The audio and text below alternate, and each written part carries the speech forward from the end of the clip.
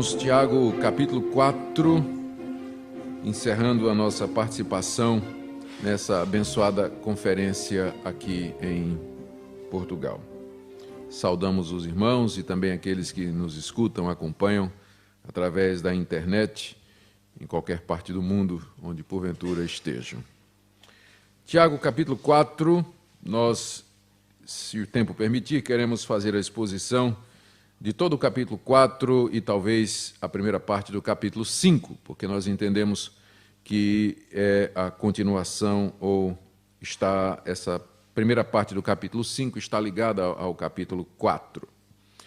E antes de entrarmos na exposição do texto, vamos apenas relembrar algumas coisas a respeito desta carta.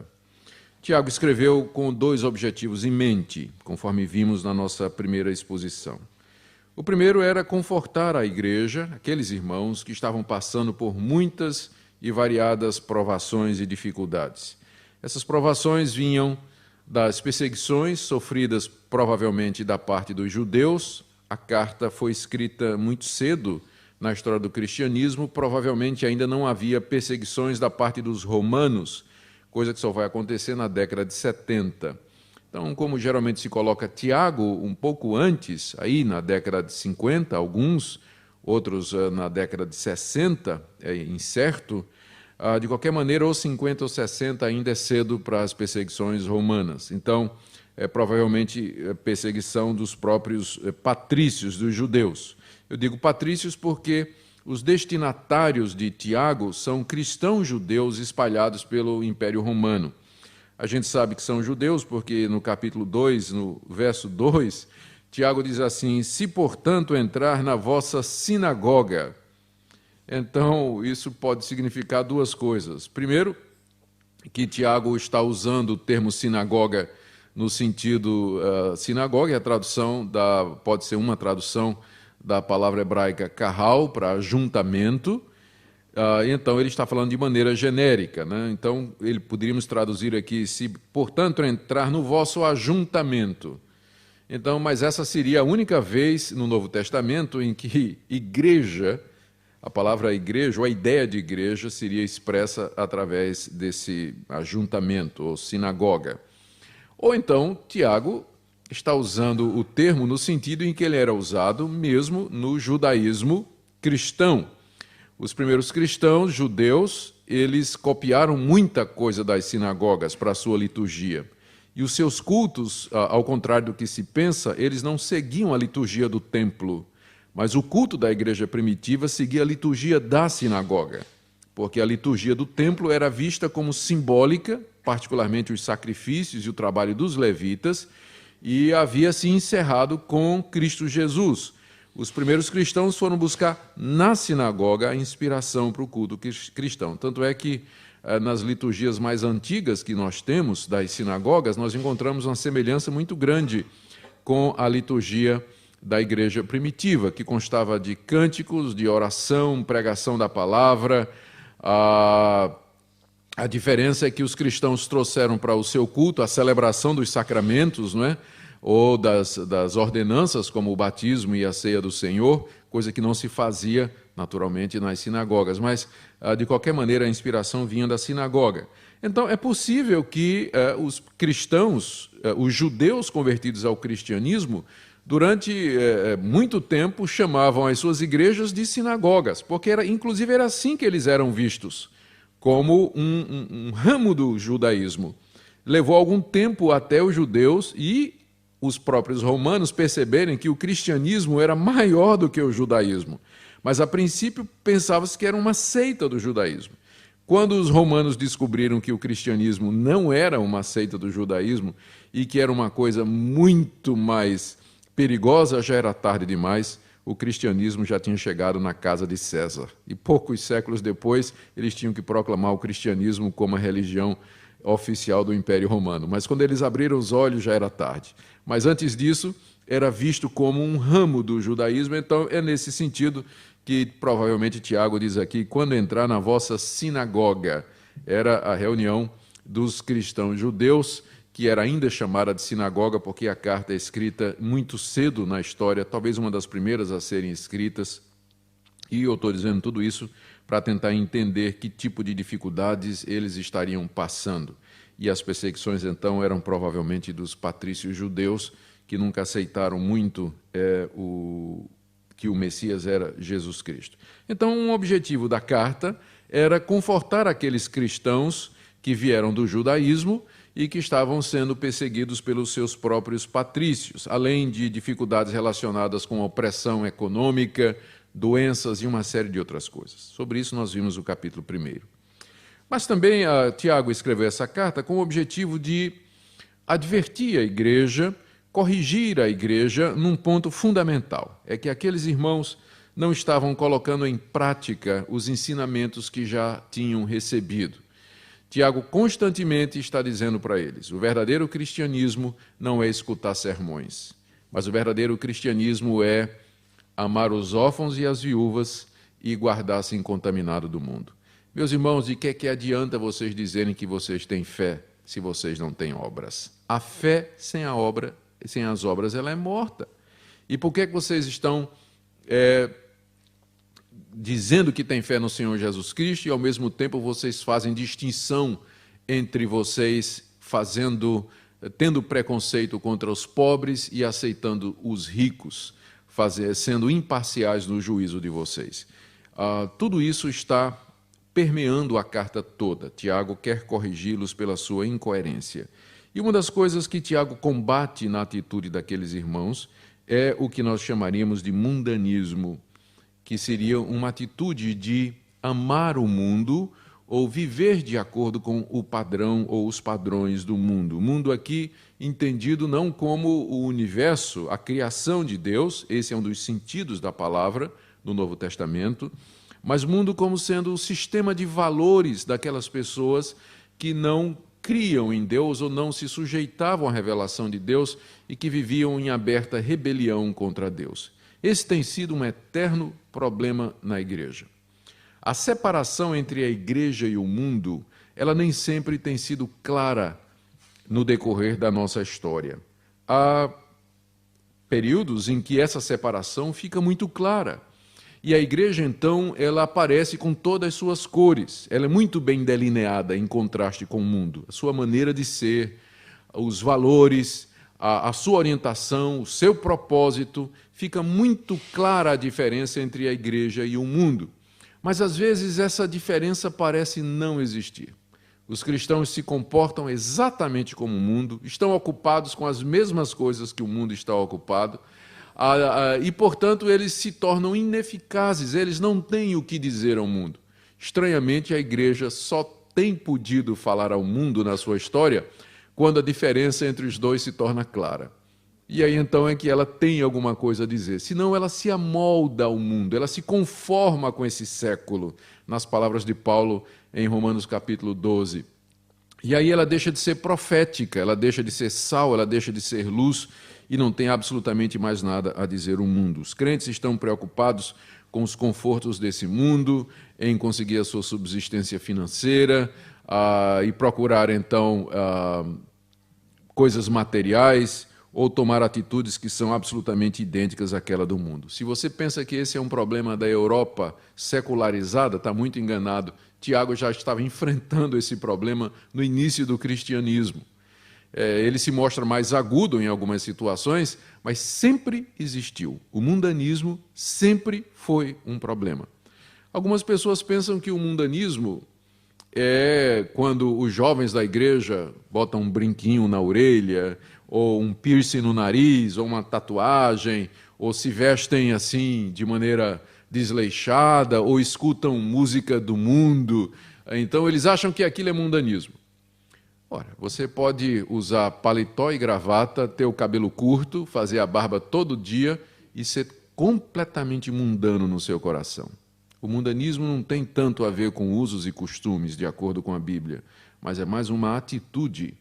É mais uma atitude. É o que Tiago denuncia aqui, e eu queria ver com vocês hoje, primeiro, com o propósito, primeiro, de nos examinarmos a nós mesmos, e segundo, para que nós tenhamos como ajudar as nossas ovelhas, o rebanho que Deus nos colocou. Eles estão em contato com o mundo frequentemente mais do que nós, e boa parte de nós se dedica, alguns de nós se dedica ao trabalho exclusivamente pastoral, eclesiástico, e perdemos contato com o mundo e o seu funcionamento. Mas as nossas ovelhas, elas estão em empregos, elas estão em universidades, estão em escolas, estão em contextos, estão em famílias onde há descrentes.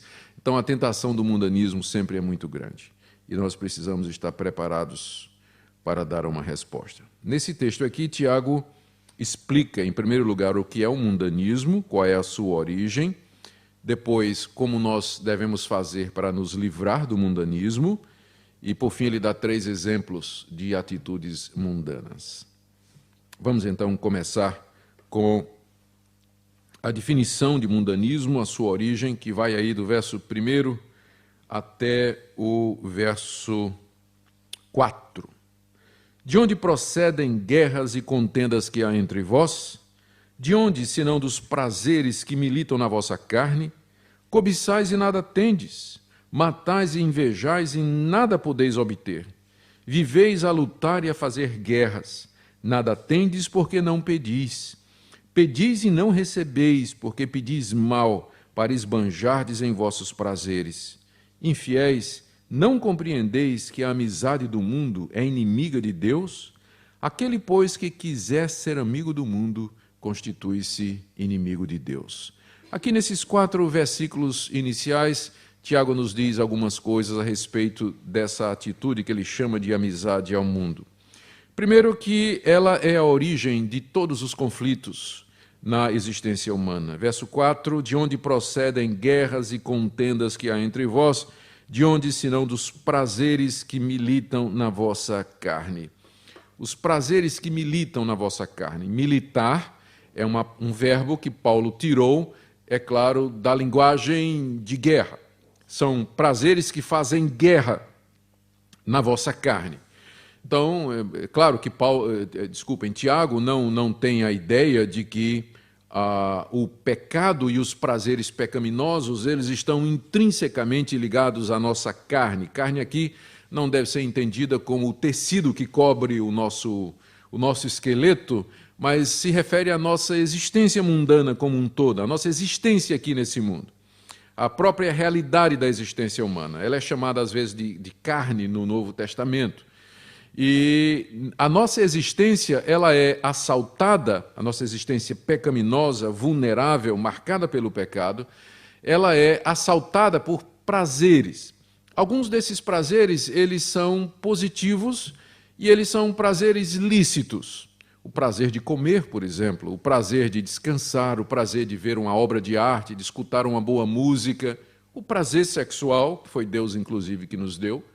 Só que esses prazeres, eles não podem ser satisfeitos e atendidos de qualquer maneira.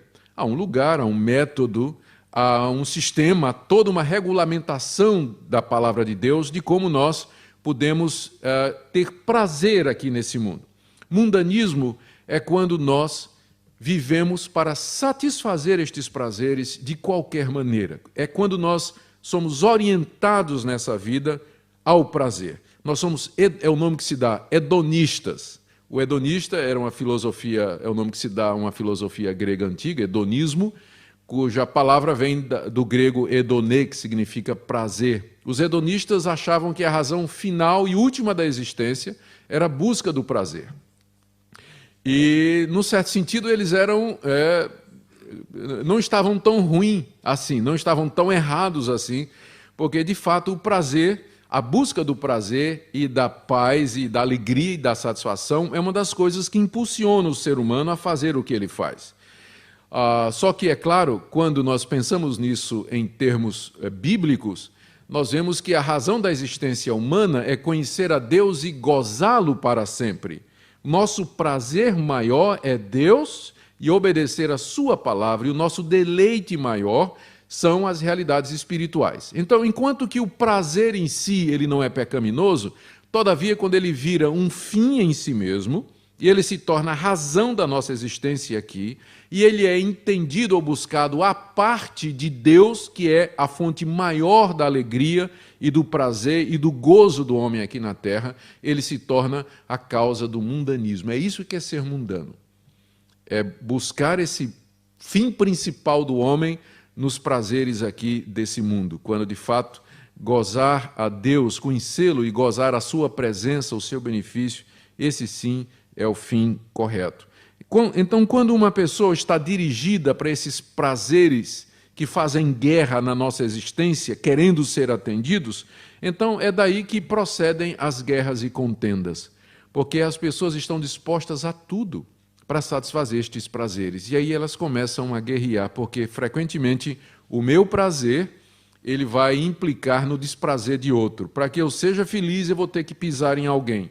Para que eu obtenha aquilo que eu desejo, eu vou ter que passar a perna em alguém, vou ter que enganar alguém ou entristecer alguém. Então, na busca desenfreada da satisfação dos prazeres, que é o que caracteriza o mundo, aí é que vem as guerras e as contendas. E aqui está a origem de todas as guerras e contendas que há no mundo. E isso é porque elas nunca vão parar, porque organizações como a OEA ou a ONU, ou estas grandes organizações mundiais que tentam promover a paz entre os homens e entre as nações, elas não sabem qual é a raiz do problema. A raiz do problema é a natureza pecaminosa do homem, dirigida para o egoísmo e a satisfação pessoal. E é isso que isso está por detrás de todas as guerras que jamais existiram, com poucas exceções. É isso que explica os conflitos nas famílias, o conflito no casamento, o conflito entre amigos, o conflito na própria igreja, quando as pessoas brigam, é o mundanismo, ou seja, a busca do prazer como sendo a razão principal de todas as coisas. O homem diz assim: eu tenho o direito de ser feliz, estou vivendo com essa mulher não me dá satisfação, estou com ela há 15 anos, então eu tenho o direito de ser feliz, eu vou largar essa mulher e vou conseguir uma outra mulher que me faça feliz. Então, em nome do prazer, ele é capaz de quebrar os votos do casamento, desobedecer a palavra de Deus, enfim, mas se justificando pela busca do prazer. Então, aqui está uma boa definição do mundanismo, é viver para a satisfação desses prazeres sem levar Deus em consideração. Em segundo lugar, nós vemos no verso 2, aquilo que eu já falei, que o mundano ele está disposto a fazer qualquer coisa. O mundanismo leva uma pessoa a fazer qualquer coisa para obter o que ela deseja. Veja o que Tiago diz no verso 2. Cobiçais, depois ele diz matais, depois ele diz invejais, depois ele diz viveis a lutar, e ainda diz, e viveis a fazer guerras. Isso caracteriza bem o espírito mundano. É uma pessoa que está disposta a lutar, fazer guerra, ela inveja os outros, porque os outros têm e ela não tem, ela queria ter. Ela cobiça e ela chega inclusive a matar. Eu não sei se Tiago aqui está se referindo a algum caso real de uma briga que teve na igreja e um crente matou o outro. Eu sei que no Brasil eu conheço uma história em que isso chegou muito perto, não é que 2 presbíteros brigaram numa reunião do conselho, um pegou o tijolo que segurava a porta e o outro pegou a cadeira. E foram brigar mesmo com tijoladas e cadeiras, e foi preciso separar os 2 presbíteros, não é que entraram numa briga. Então, não sei se Tiago aqui está se referindo a uma situação real, provavelmente não. Ele está apenas usando o que se chama de um exagero de linguagem, dizendo assim, vocês estão dispostos até a matar para satisfazer os prazeres de vocês. Tal o mundanismo que está no coração de vocês. O mundano, ele é capaz de tudo. Ele briga, ele faz guerra, ele luta para obter tudo aquilo que ele deseja. Só que, em terceiro lugar, Deus frustra com frequência os seus planos. Cobiçais e nada tendes. Matais e invejais, nada podeis obter. Viveis a lutar e a fazer guerras, nada tendes, porque não pedis. Deus com frequência frustra os desejos do mundano. Até quando ele consegue o que ele queria, ele não fica satisfeito. Nunca é suficiente. O coração dele sempre está querendo mais. Por isso é uma pessoa conflituosa, uma pessoa que provoca rixas, contendas, discussões. O mundanismo tem sido a fonte de todos os problemas que nós encontramos na igreja, nas famílias e no casamento. É o egoísmo em busca da satisfação dos prazeres pessoais. Em quarto lugar, o mundanismo impede as orações. O mundano, uma das características do mundano é que ele não consegue orar. Veja o que Tiago diz no verso 3: pedis e não recebeis. O mundano até ora, não é? Porque se ele frequenta uma igreja ou está dentro de uma igreja cristã, nasceu ali ou é membro desta igreja, ele aprendeu que pode pedir a Deus. Então ele pede, mas não recebe. Deus não costuma atender às orações dos mundanos. Por quê? Porque diz aqui, porque pedem mal. Uma das condições para que nós sejamos atendidos por Deus nas nossas orações, primeiro é que nós oremos, e segundo, que nós oremos da maneira correta, que nós busquemos aquilo que está de acordo com a vontade de Deus. Quando nós pedimos coisas, na linguagem de Tiago, para gastarmos ou para estragarmos ou esbanjarmos em nossos prazeres, então Deus de fato não nos responde. O mundano, quando ele ora, a oração do mundano você reconhece logo. Está cheia de eu, para mim, o que é meu, por favor, eu. O tempo todo ele está pensando em si. Ele raramente ora pelos outros, raramente ele pede a felicidade dos outros, ele é o objeto e a preocupação das suas orações. Ele está preocupado com sua própria felicidade e ele vê Deus simplesmente como aquele que tem a obrigação de satisfazer as suas necessidades e aquilo que ele precisa. E aqui nós já sabemos o resultado de orações assim: pedis e não recebeis, porque pedis mal para esbanjardes em vossos prazeres. A quinta coisa que Tiago nos diz a respeito do mundanismo é que ele nos coloca em inimizade direta com Deus. Infiéis, não compreendeis que a amizade do mundo é inimiga de Deus? Aquele, pois, que quiser ser amigo do mundo, constitui-se inimigo de Deus. Aqui nesse versículo, pela primeira vez, Tiago usa a palavra mundo, e no contexto, então, dá para perceber que o que ele quer dizer com ser amigo do mundo é ter esse tipo de atitude que ele descreveu nos versos anteriores, de viver para os prazeres, viver a lutar com as pessoas para conseguir estas coisas e até querer usar a Deus para obter estas coisas. Então é isso que caracteriza a vida do mundo, de pessoas que de fato não conhecem a Deus e cujo Deus é o próprio ventre. Tiago diz que esse tipo de atitude nos torna infiéis. Aqui na minha tradução está infiéis, literalmente no grego, adúlteros e adúlteras. Tiago chama de adultério espiritual. E de fato o mundanismo é o pior dos adultérios, porque quando um crente é mundano, ele é culpado de dormir com o inimigo do marido. Que uma mulher adultere, nós compreendemos, mas ela adulterar com o inimigo do marido é requintes de crueldade. É requintes de crueldade. E é exatamente isso que Tiago está dizendo aqui. Ele chama os mundanos de adúlteros, porque eles estão dormindo com o inimigo de Deus, que é o mundo. Vocês não sabem que a amizade do mundo é inimizade contra Deus, que os dois são irreconciliáveis. Irreconciliáveis. O mundo está em constante inimizade diante de Deus. Não existe neutralidade, como disse Lutero. O homem é uma besta, ou ela está montada por Deus ou pelo diabo. Mas não tem neutralidade, assim, um campo cinzento de neutralidade. O mundo se coloca em constante inimizade contra Deus.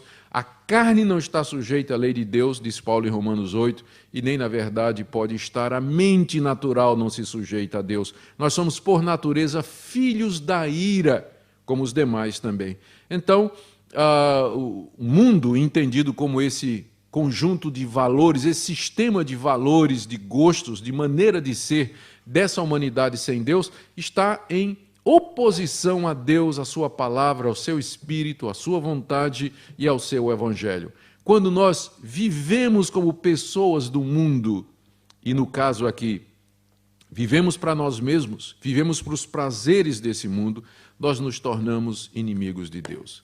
Meus irmãos, nós já temos inimigos demais.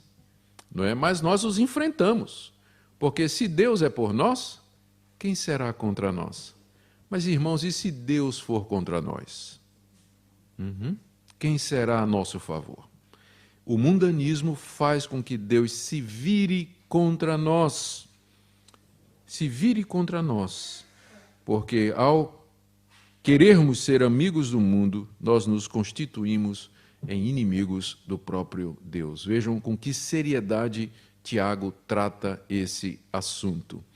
Com frequência, nós esquecemos de que esse tipo de atitude ela está por detrás da falta aparente de bênção. Às vezes nós pensamos, por que o meu trabalho não está dando certo? E eu sei que há uma série de razões, algumas justificam plenamente, mas antes de colocar a culpa no mundo ou a culpa em qualquer outra coisa ou numa metodologia, nós devemos nos perguntar se de fato não é o próprio Deus às vezes que está contra nós, por causa da nossa atitude mundana e por causa da nossa falta de cristocentricidade, de viver para a glória de Deus e ter nele o nosso maior deleite. Agora a pergunta então é, como é que eu faço para me livrar desse espírito mundano? Como é que eu exorcizo esse espírito mundano? Como é que eu expulso? Como é que de fato eu deixo o mundanismo para trás? A resposta de Tiago está aí nos versos de 5 a 10 que eu vou ler agora. Ou supondes que em vão afirma a Escritura: é com ciúme que por nós anseia o Espírito que ele fez habitar em nós? Antes ele dá maior graça, pelo que diz: Deus resiste aos soberbos, mas dá graça aos humildes. Sujeitai-vos, portanto, a Deus, mas resisti ao diabo, e ele fugirá de vós. Chegai-vos a Deus, e ele se chegará a vós outros. Purificai as mãos, pecadores, e vós que sois de ânimo dobre, limpai o coração. Afligi-vos, lamentai e chorai. Converta-se o vosso riso em pranto e a vossa alegria em tristeza. Humilhai-vos na presença do Senhor, e ele vos exaltará. Aqui Tiago dá àqueles cristãos o caminho para sobrepujar aquele espírito de mundanismo. E a primeira coisa que ele nos diz aqui é que nós precisamos da graça de Deus. A graça de Deus é maior do que esse espírito mundano. E Deus dá essa graça aos humildes. Ele a nega aos soberbos, mas ele concede essa graça aos humildes. Eu, nesse sentido, gostaria de sugerir uma tradução alternativa aqui para os versos 5 e 6. Literalmente, no verso 5, está dito assim: ou supondes que em vão afirma a Escritura, é com zelo que anseia o Espírito que ele fez habitar em nós. É com zelo, ou com ciúme, que anseia o Espírito que ele fez habitar em nós. Na minha tradução, os tradutores bíblicos fizeram duas adições ao texto. Eles colocaram a expressão por nós, aí a frase ficou: é com ciúme que por nós anseia o Espírito. Essa expressão por nós não está no original, foi colocada pelos tradutores e mudou um pouco o sentido. E em seguida eles colocaram Espírito com E maiúsculo. Vocês sabem que no grego não tem letras maiúsculas ou minúsculas. A palavra Espírito é pneuma, e tanto se refere ao Espírito de Deus, quanto ao Espírito humano, quanto a espírito como no sentido geral. Até espíritos malignos, a palavra é a mesma, pneuma. E o pi que começa não é maiúsculo. Então, para saber se é o Espírito de Deus ou o Espírito humano, os tradutores precisam estudar o contexto. A dificuldade é que nós não encontramos no Antigo Testamento nenhuma passagem que justifique Tiago dizer que isso está na Escritura. Supondes que em vão afirma a Escritura. Aonde? Não tem nenhuma passagem do Antigo Testamento que o Espírito Santo anseia por nós com ciúmes. O Espírito que ele fez habitar em nós. Além do mais, o verso 6, se essa é a tradução, o verso 6 fica sem sentido, porque diz: antes ele dá maior graça. Vocês sabem qual é a interpretação tradicional dessa passagem, que é provavelmente a que você já deve ter feito também. Tiago está dizendo no verso 5 que o Espírito Santo que Deus fez habitar em nós fica com ciúmes quando nós somos mundanos.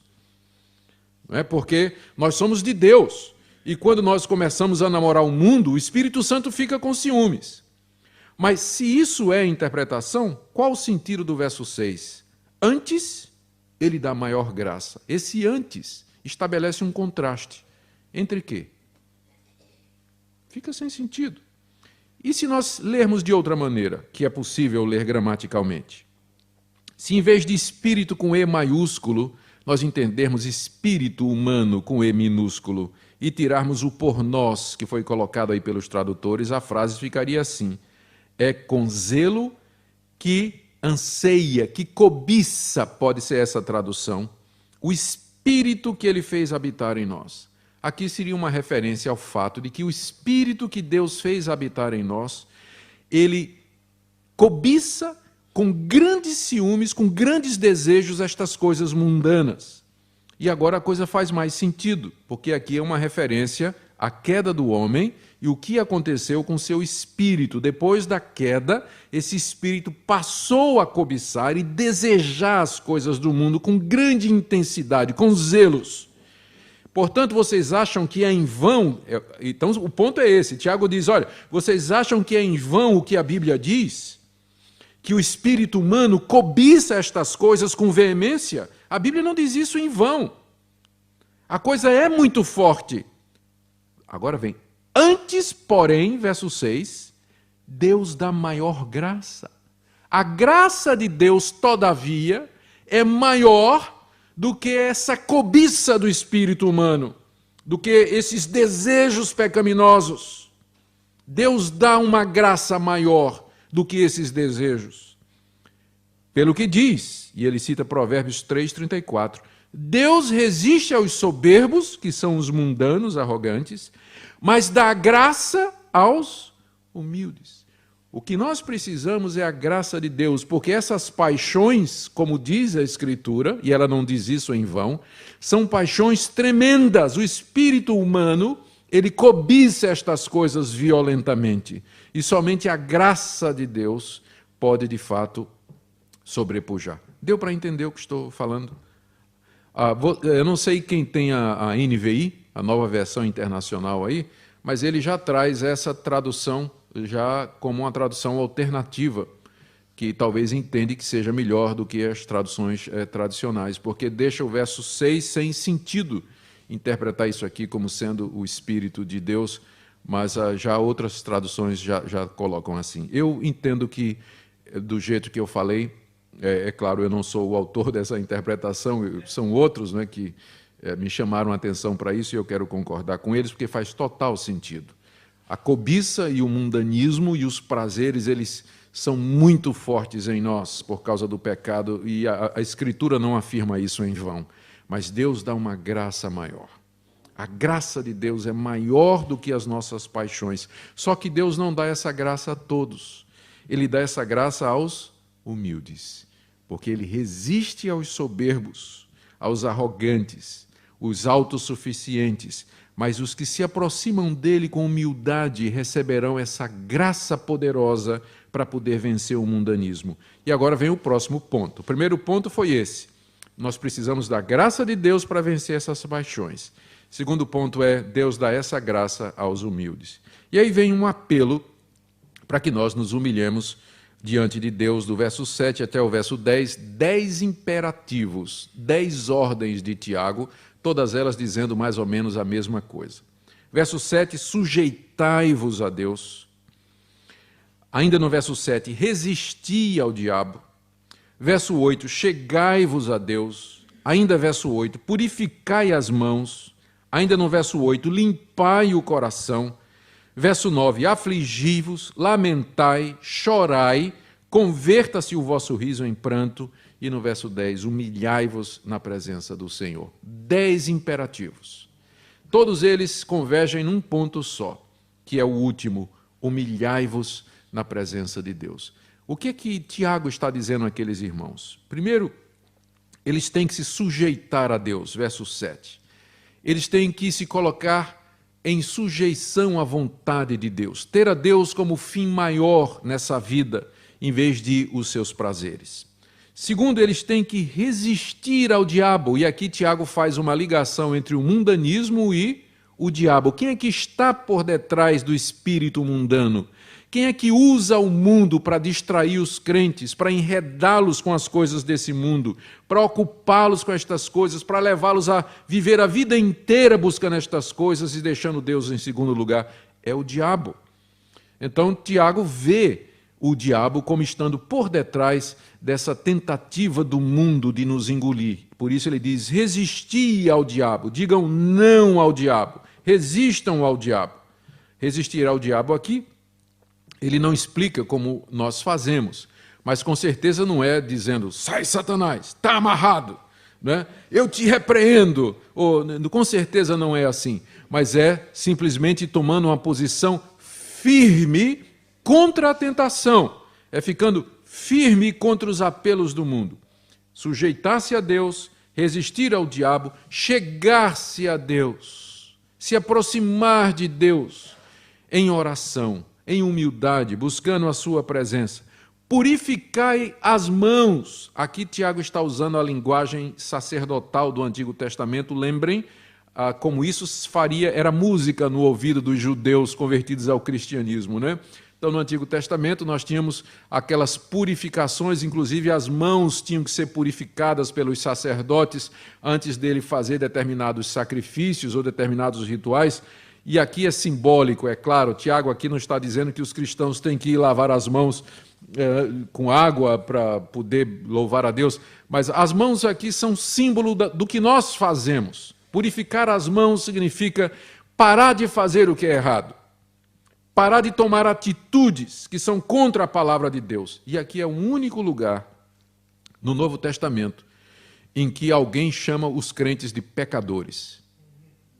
Nenhum outro lugar. É só Tiago que vira para a igreja e diz, pecadores, purifiquem as mãos, pecadores. Tiago com certeza não seria um pregador muito popular hoje em dia, né? Purifiquem as mãos, pregadores. Pregadores também. Os pregadores precisam mais do que os pecadores, né? Isso. E vós que sois de ânimo dobre, limpai o coração. Lembram que nós já encontramos essa expressão, ânimo dobre, no capítulo 1. É a expressão que significa alguém que tem duas almas, alguém que é inconstante. E Tiago aqui se dirige para esses irmãos e diz, limpem o coração da incerteza, da dúvida, da dubiedade, firmem o propósito em Deus, limpem o coração, vocês que têm um ânimo dobre, um ânimo instável. No verso 9, veja só, ele manda que os crentes parem de se alegrar. Aflijam-se, lamentem, chorem, converta-se o riso de vocês em choro, em pranto e alegria em tristeza. Meus irmãos, há lugar na vida cristã para alegria, para festa, para felicidade, para gozo, para risadas, mas não quando a nossa situação não vai bem. Então, aqueles cristãos, eles estavam vivendo um período de mundanismo, e uma das características do mundanismo é que ele fecha os nossos olhos para que nós não entendamos a nossa verdadeira situação. Pensamos que tudo está bem. E Tiago diz, podem parar de festejar, para aí o louvorzão de vocês não têm que estar fazendo louvorzão coisa nenhuma. Vocês não têm que estar fazendo ações de graças ou festa, para com isso. Na verdade, vocês têm que estar chorando, lamentando diante de Deus. Vocês têm que se humilhar, rasgar o coração diante de Deus. Não é hora de alegria, não é hora de festa, não é hora de louvorzão, mas é hora de quebrantamento, de humilhação diante de Deus. E ele termina no verso 10, humilhai-vos na presença do Senhor. É tudo isso que ele quis dizer, humilhem-se na presença de Deus. 10 imperativos e 3 promessas. Primeira promessa, verso 7. Quando nós nos sujeitarmos a Deus e resistirmos ao diabo, o diabo fugirá de nós. Quer botar o diabo para correr? Então está aqui o caminho. É quando você se humilha diante de Deus, se achega a Deus e resiste a Ele, e Ele vai embora. Segunda promessa, Deus se chegará a nós. Verso 8, chegai-vos a Deus e Ele se chegará a nós. E a terceira promessa, verso 10, humilhai-vos na presença do Senhor e Ele vos exaltará. Queremos ser exaltados por Deus, conhecer o verdadeiro gozo aqui nesse mundo, o verdadeiro prazer da comunhão com Deus. O caminho é esse. O mundanismo frequentemente impede os ministros de Deus de conhecer este gozo e esta alegria, essa comunhão preciosa, essa exaltação que vem de Deus, essa intimidade com Deus. E para nos livrar dele só tem um caminho, é a graça de Deus, o poder de Deus em nossa vida. Só que isso Deus não dá aos soberbos. É preciso que nós nos humilhemos para que alcancemos essa graça, como ele diz aqui. Em resumo, é isso que Tiago está dizendo aqui sobre mundanismo. 3 exemplos que ele nos dá em seguida de atitudes mundanas. A primeira é a maledicência. Versos 11 e 12. Irmãos, não faleis mal uns dos outros. Aquele que fala mal do irmão ou julga seu irmão, fala mal da lei e julga a lei.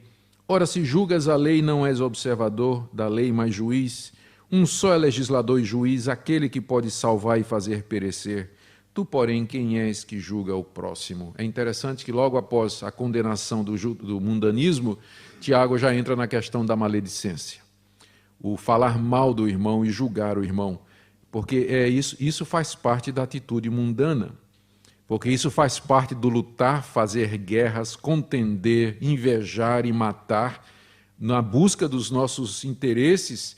Para consegui-lo, nós frequentemente julgamos os irmãos e falamos mal dos irmãos, porque queremos destruir a sua reputação, a sua eficácia, a sua importância, para que nós assumamos o seu lugar ou para que nós tenhamos alguma vantagem. Então isso é típico do mundanismo, a maledicência que nos torna juízes dos irmãos e absolutamente mundanos. A segunda atitude que ele condena está no verso 13 a 17. Atendei agora, vós que dizeis, hoje ou amanhã iremos para a cidade tal, e lá passaremos um ano e negociaremos e teremos lucros. Vós não sabeis o que sucederá amanhã. Que é a vossa vida? Sois apenas como neblina que aparece por instante e logo se dissipa. Em vez disso, deverias dizer, se o Senhor quiser, não só viveremos, como também faremos isto ou aquilo. Agora, entretanto, vos jactais das vossas arrogantes pretensões. Toda jactância semelhante a esta é maligna. Portanto, aquele que sabe que deve fazer o bem e não faz, nisso está pecando. Essa segunda atitude aqui é também típica do espírito mundano que frequentemente invade as nossas igrejas e a vida dos nossos irmãos, dos membros das nossas igrejas. Não é pecado planejar o futuro. Não é pecado fazer plano. Pecado é você fazer planos e planejar o futuro sem levar Deus em consideração. O que Tiago está condenando aqui é a atitude daqueles irmãos empresários que fazem planos de expandir os seus negócios, abrir filiais, aumentar a firma, ganhar mais dinheiro, aumentar o número de empregados, e eles não levam em consideração que eles só farão isso se Deus quiser. Se Deus permitir. Eles deveriam dizer, se Deus quiser e se Deus permitir, nós faremos isto e faremos aquilo. O mundanismo é exatamente isso. É quando os membros das nossas igrejas ou quando nós fazemos planos para o futuro como se Deus não existisse. Como se não dependesse dele. Como se não dependesse da sua mercê e da sua graça a realização desses planos. Tiago diz assim, o que é a vida de vocês? Vocês hoje, é como um vapor que hoje existe e amanhã é lançado no forno. Isso nos lembra a parábola que o Senhor Jesus contou daquele rico que não tinha mais onde guardar, o rico insensato não tinha mais onde guardar os seus tesouros e disse, eu vou destruir todos os meus armazéns, vou construir maiores. E aí vou dizer à minha alma, tens à tua disposição bens para todo o futuro, come, bebe e regala-te. E Deus lhe disse, louco, essa noite pedirão a tua alma, e o que tens preparado para quem será? Esse é o espírito clássico do mundanismo, é viver e fazer planos como se Deus não existisse. Isso às vezes pega em nós, até pastores, pregadores, pecadores que nós somos. Frequentemente nós nos encontramos fazendo planos, organizando o futuro dos nossos filhos, o futuro do nosso ministério, e nós nem levamos Deus em consideração. Às vezes, no final, depois de termos planejado tudo, é que nós chegamos e dizemos: Deus, dá um visto aqui, tá? Coloca a tua rubrica aqui, autorizando e dizendo que tu estás de acordo. Tiago diz que isso é uma pretensão demoníaca e diz que quem sabe fazer o bem e não faz, nisso comete pecado. O que seria o bem aqui? Que pecado de omissão é esse? É não levarmos Deus em consideração. Meus irmãos, as nossas ovelhas com frequência precisam aprender a viver coram Deo, na presença de Deus. Tudo na vida é diante de Deus, o negócio delas, o trabalho delas, o estudo delas, tudo que elas fazem é coram Deo, expressão latina que significa na presença de Deus. Temos que ensinar isso para eles. A última atitude aqui denunciada por Tiago é da impiedade dos ricos, a busca das riquezas. Quer alguma coisa mais mundana do que isso? Atendei agora, ricos, chorai lamentando por causa das vossas desventuras que vos sobrevirão.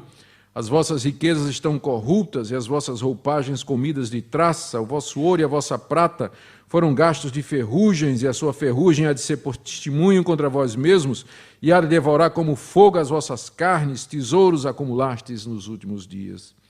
Eis que o salário dos trabalhadores que ceifaram os vossos campos, e que por vós foi retido com fraude, está clamando, e os clamores dos ceifeiros penetraram até os ouvidos do Senhor dos Exércitos. Tendes vivido regaladamente sobre a terra, eis o mundano. Tendes vivido nos prazeres, a mesma palavrinha usada lá no início do capítulo 4. Tendes engordado o vosso coração em dia de matança, tendes condenado e matado o justo, sem que ele vos faça resistência. Aqui nessa passagem, Tiago descreve o típico mundano, o homem que vive para os prazeres, para engordar o seu coração. E para fazer isso, ele passa por cima de tudo e de todos. Como ele é rico e poderoso, ele oprime os seus empregados, oprime os assalariados, torce o seu salário, não paga o que deve. Enquanto isso, ele vai acumulando, vai acumulando. Esse é o espírito mundano, meus irmãos. Tiago aqui não está descrevendo um crente. Eu não penso que aqui ele está descrevendo um cristão. Ele está descrevendo o homem do mundo e trazendo um alerta a respeito do homem do mundo. O que ele está condenando aqui é quando nós cristãos vivemos como pessoas do mundo, pessoas assim, nos nossos negócios, no tratamento com os nossos subordinados, na hora de fazer relacionamentos financeiros com as pessoas, na hora de olhar para a vida e ver que o alvo da vida é simplesmente viver nos prazeres, viver regaladamente, engordar o coração, acumular riquezas. Tiago diz que estas riquezas serão testemunha no dia do juízo contra nós. Elas se levantarão no dia do juízo como testemunha de acusação. Ele diz que estas pessoas estão engordando o coração para o dia de matança. Não é a ironia disso tudo? Eles estão lá se banqueteando, mas na verdade, em português brasileiro, nós dizemos eles estão cevando o boi. Cevar o boi é você engordar um boi, não é? Você pega um boi, um porco, você começa a dar comida para ele, e ele vai engordando, vai ficando cada vez mais nédio, aí ele diz, puxa, meu patrão gosta de mim, porque está me dando tanta comida, só que o patrão está esperando o dia em que vai... Então a figura aqui é do rico engordando o coração dele para o dia da matança, aquele dia em que Deus então vai executá-los. Deus está cevando o mundano, ele está engordando os ímpios para aquele dia em que finalmente ele vai fazer justiça e juízo nesse mundo. Imaginem a seriedade do mundanismo, se nós vivemos como estas pessoas vivem, lutando, fazendo guerras, tirando o direito dos outros, buscando os nossos prazeres em primeiro lugar, não seremos nós condenados com o mundo. Aqui está então essa poderosa exortação de Tiago contra o mundanismo, um problema que sempre afligiu as igrejas, desde o seu início. Isso está aqui num dos livros mais antigos, um dos primeiros a ser escrito, até os dias de hoje, especialmente num continente como esse, marcado pela secularização e o materialismo. Os membros das nossas igrejas, eles não estão isentos dessa tentação. E é nosso dever como pregadores, pecadores, primeiro examinar o nosso coração, a nossa vida, e em seguida ajudar os nossos membros a buscar a graça de Deus para se humilhar diante dele e viver nesse mundo de maneira digna. Deus abençoe o ministério de vocês, irmãos. Sejam pregadores fiéis da palavra de Deus, preguem todo o conselho de Deus e não tenha medo mesmo de perder membros dizendo a verdade, não é? É melhor que a verdade seja dita agora. Exponham todo o conselho de Deus e lhes ensine também como a graça de Deus está disponível para aqueles que de fato o buscam. Amém.